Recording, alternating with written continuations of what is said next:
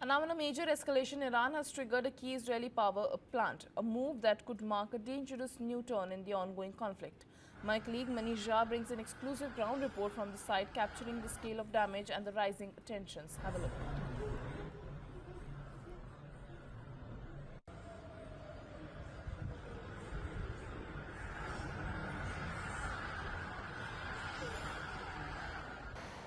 Iran ने आज अपने बैलिस्टिक मिसाइल से इजराइल के एक पावर प्लांट पर अटैक किया और इसके साथ ही ईरान ने दरअसल वो किया जिसके बाद ये जंग एक नए स्तर पर पहुंच सकती है। वो इसलिए क्योंकि ट्रंप के कहने के बाद इजराइल के प्रधानमंत्री बेंजामिन नेतन्याहू ने भी कहा था कि वो ईरान के किसी पावर प्लांट पर अटैक नहीं करेंगे, लेकिन इसके बावजूद ईरान की तरफ से ईरान के बैलिस्टिक मिसाइल ने इजराइल के पावर प्लांट को निशाना बनाने की कोशिश की। हालांकि इजराइल के जिस पावर प्लांट हदेरा पर अटैक किया गया तो इजराइल के अथॉरिटी का कहना है कि प्लांट को कोई नुकसान नहीं पहुंचा है और बिजली सप्लाई बाधित नहीं हुई है। अभी भी बिजली सप्लाई की जा रही है, लेकिन इस प्लांट पर अटैक करके ईरान ने दरअसल इजराइल को खुली छूट दे दी है कि अब इजराइल भी ईरान के पावर प्लांट पर और उनके दूसरे क्रिटिकल इंफ्रास्ट्रक्चर पर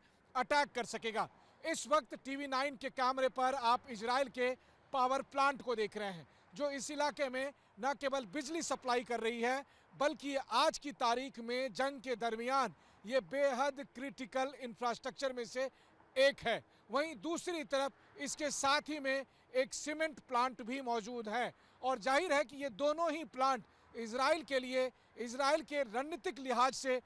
बेहद अहम रखता है। लेकिन इसके बावजूद ईरान की तरफ से इन प्लांट को निशाना बनाने के लिए कोशिश की जा रही है और उसकी शुरुआत ईरान ने कर दी है जब ईरान के बैलिस्टिक मिसाइल होदेरा पावर प्लांट